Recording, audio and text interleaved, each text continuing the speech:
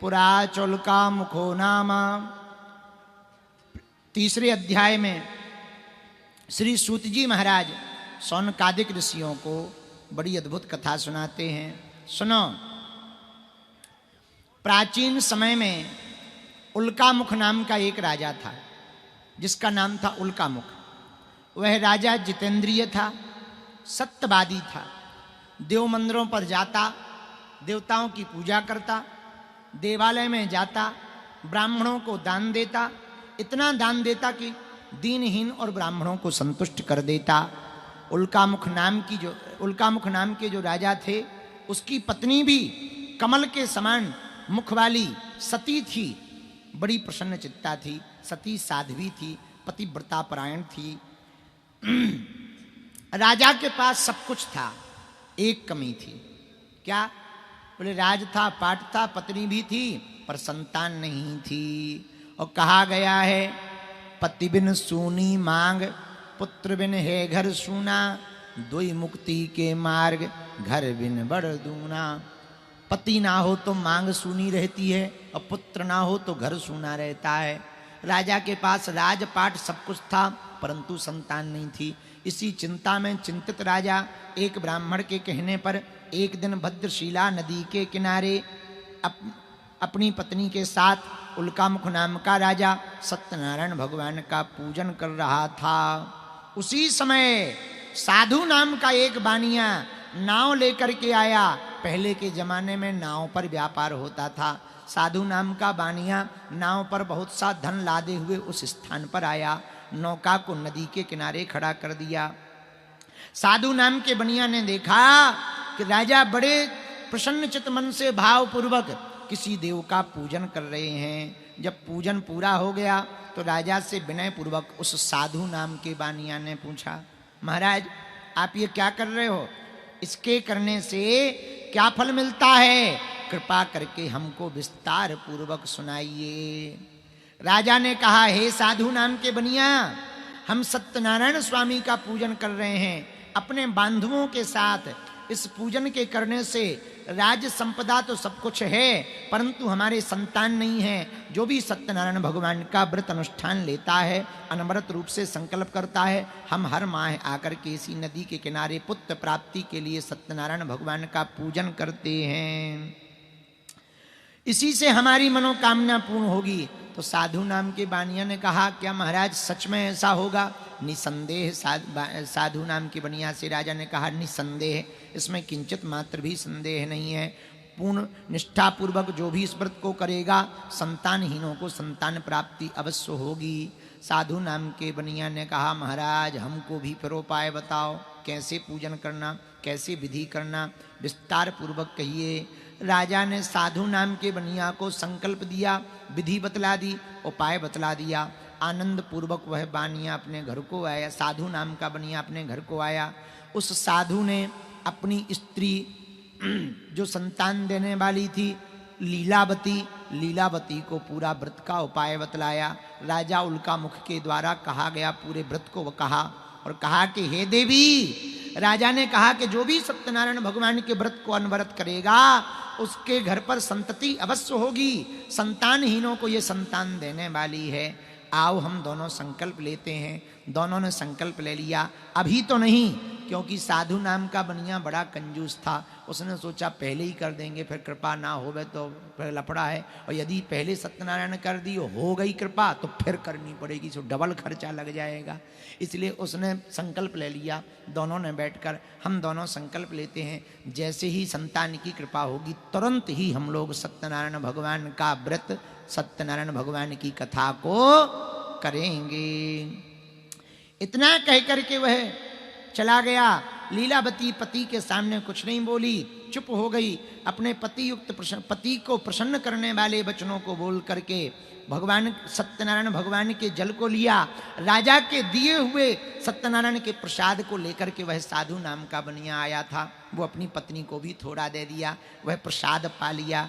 पंजीरी प्रसाद पाने के बाद में भगवान की कृपा हुई। कालांतर में लीलावती गर्भवती हो गई।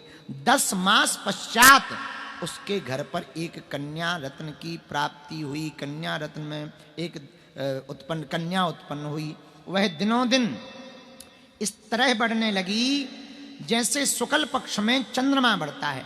नित्य प्रति कला की तरह बढ़ने लगी। कला की तरह बढ़ने के कारण ब्राह्मणों ने उसका नाम कलावती रखा। लीलावती ने अपने पति से मधुर वचनों में कहा, हे स्वामी, आपने संकल्प लिया था जब संतान हो जाएगी तब हम सत्यनारायण का पूजन करेंगे। उसी घर से बेटा आता है, उसी घर से बेटी आती है। भगवान ने कृपा कर दी, बेटी हो गई। अब सत्यनारायण का व्रत करो। पर कुछ लोग ऐसे होते हैं, चमड़ी चली जाए पर दमड़ी ना जाए। साधु नाम के बानिया ने सोचा बेटी हुई है, सत्यनारायण करवाएंगे, खर्चा होगा, ब्याह करेंगे सो खर्चा होगा, और ब्याह के बाद फिर सत्यनारायण करवाएंगे सो खर्चा होगा। एक काम करते हैं, ब्याह और सत्यनारायण दोनों इकट्ठा कर देंगे। कुछ लोग ऐसे होते हैं, बुरा ना मानना, पुण्य की जड़ पाताल तक, पाप की जड़ अस्पताल तक। हाँ, तो साधु नाम का बनिया बड़ा कंजूस था। उसने सोचा अभी धन लग जाएगा, ब्याह में भी धन लगेगा, कौन डबल डबल खर्चा करे, इकट्ठा कर देंगे। इसलिए बहुत धन से बचने के, खर्च से बचने के चक्कर में अपनी पत्नी को समझाया, साहब भगवान जानते हैं, ब्याह पे इकट्ठा सब कर देंगे, भंडारा कर देंगे और बड़े रूप में करेंगे। कुछ लोग ऐसे भी टालने वाले होते हैं, अभी रुक जाओ महाराज, पे बाद में खूब भजन ही भजन करेंगे। बाद में देखा किसने पहले ही निपट गए, फिर क्या कर लोगे? पहले ही टिकट कट गई, राम नाम सत्य है, तो क्या कर लोगे? हलवा कर लोगे। कल की कल देखी जाएगी, आज का भजन आज करो, आज जो करना आज करो। काल करे सो आज कर, और आज करे सो पल में परलय होएगा, बहुर करेगा कब। कल करते हो आज करो, आज करना है तो भैया अभी करो, कब क्या हो जाए कोई ठिकाना। पत्नी को समझा बुझा दिया। साधु नाम के बनिया ने, लीलावती बेचारी सीधी सादी थी, पति की आज्ञा मानने वाली थी, कुछ नहीं कहा। इस प्रकार वह अपनी स्त्री को कहकर के साधु वैश्य नगर में घूमने चला गया। भगवान की कृपा से कलावती धीरे धीरे बढ़ने लगी। अल्पकाल में ही घर में सयानी हो गई, कम समय में। अल्पकाल मतलब कम समय, कम समय में ही सयानी हो गई। एक दिन साधु नाम के बनिया ने अपनी बेटी कलावती को सहेलियों के साथ खेलते घूमते देखा। मन में विचार आया, कन्या विवाह के योग्य हो गई है, कोई बढ़िया वर देख कर के विवाह कर देना चाहिए। तो अपने दूतों को, कार्य करने वाले सेवकों को बुलाया। पुराना जमाना था, बोले जाओ हमारी बेटी के लिए कोई सुंदर श्रेष्ठ वर खोज करके लाओ। साधु की आज्ञा पा करके दूत कंचनपुर नगर गए। उस नगर में एक वाणिक वैश्य के पुत्र को देखा, जो दिखने में भी सुंदर था, शुभ गुणों से युक्त था, सर्वविध संपन्न था। वह लड़का जाति का कुलीन था। दूत उसके पास प्रस्ताव लेकर के गए। साधु नाम के बनिया के पास उस बालक को लेकर के आए। दूतों के मुख से साधु नाम के बनिया ने जब उस बालक की गुण महिमा को सुना, अपनी कन्या का विवाह विधि विधान से संपन्न कर दिया और पुत्री को पुत्री का दान कर दिया, कन्यादान कर दिया, बहुत सा धन धान दे दिया और विदा भी कर दी। लेकिन दुर्भाग्य के कारण सत्यनारायण भगवान की व्रत कथा को भूल गया। जब भूल गया, भगवान रुष्ट हो गए कि अब तो 3 बार धोखा दे दिया, अब हम तुमको धोखा देंगे, रुक जाओ। भगवान रुष्ट हो गए। व्यापार में कुशल साधु बनिया जब व्यापार में जाने लगा तो अपने दामाद को भी साथ ले लिया, चलो तुम भी चलो, तुम्हें व्यापार सिखाते हैं। नाव पर बैठ करके दोनों गए व्यापार करने के लिए। दोनों जाने लगे तो दामाद ने पूछा, कहाँ चल रहे हैं पिताजी? तब साधु नाम के बनिया ने कहा, रत्नसारपुर नामक नगर में हम लोग व्यापार करेंगे। रत्नसारपुर नामक नगर में नौका को खड़ा कर दिया। वहाँ का राजा चंद्रकेतु थे।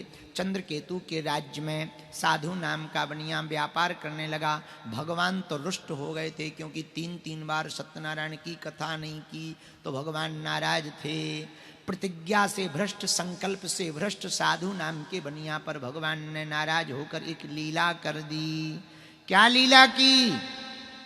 भगवान ने श्राप दे दिया, जाओ तुम्हारा धन राज पाट सब नष्ट हो जावे। वही हुआ। क्या हुआ? भगवान ने माया के 2 चोर बनाए, राजा का धन चुराकर चोर भगने लगे। भगते भगते सिपाहियों को धक्का दिया कि देखो ये है धन, ये लेके हम जा रहे। सो सिपाही पीछे पीछे, चोर आगे आगे। वह चोर धन चुराकर भाग रहे थे, इतनी स्पीड में भागे कि सिपाही पीछे पीछे आते ही रहे।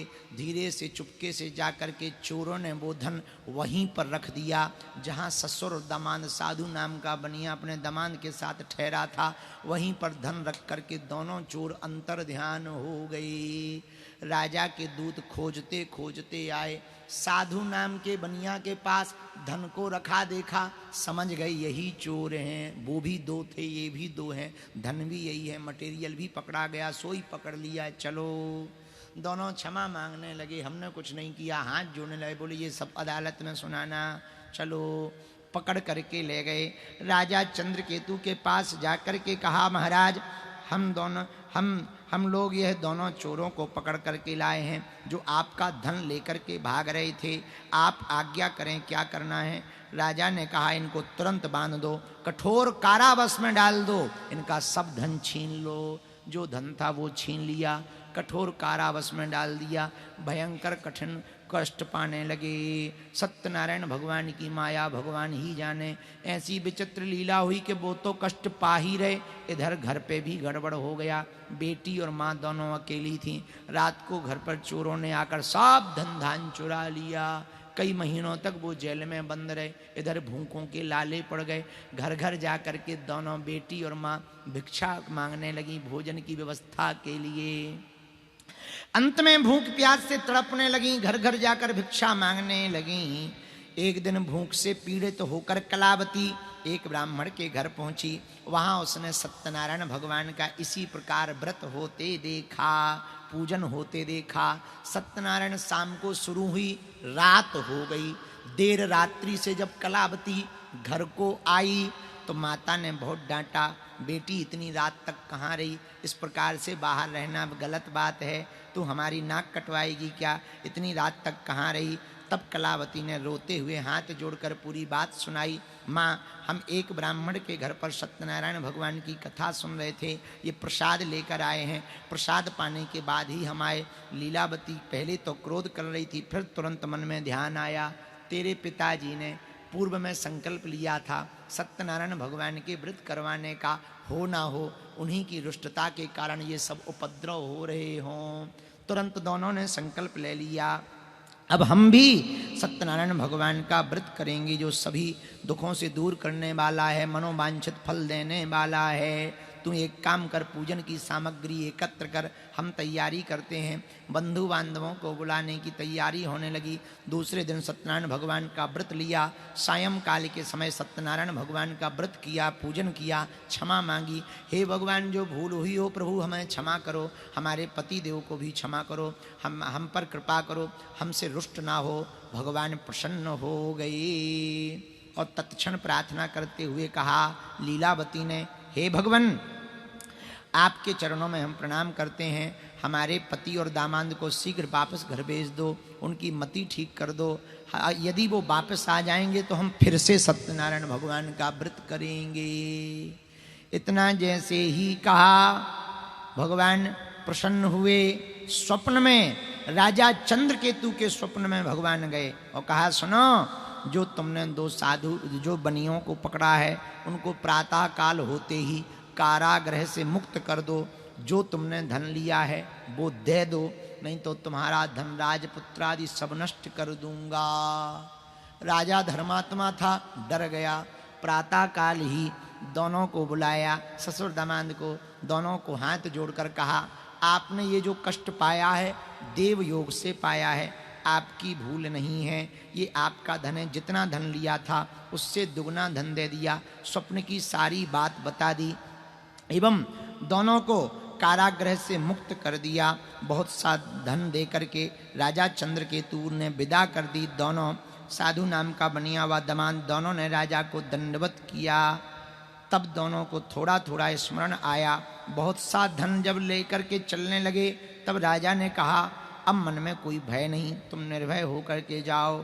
हाथों की हथकड़ी कटवा दी, बाल बनवाने की आज्ञा दे दी। साधु नाम का बनिया बड़ा प्रसन्न चित्त हुआ, वस्त्र तथा आभूषणों से सुसज्जित हो गया, मीठे वचनों से सबको नमस्कार करता हुआ राजा की आज्ञा पाकर साधु नाम का बानिया प्रसन्न मन से अपने घर को जाने के लिए प्रस्थान कर गया। इति श्री स्कंद पुराणे रेवाखंडे सत्यनारायण व्रत कथायां तृतीय अध्याय समाप्तः। बोलो वृंदावन बिहारी लाल की जय, सत्यनारायण भगवान की जय।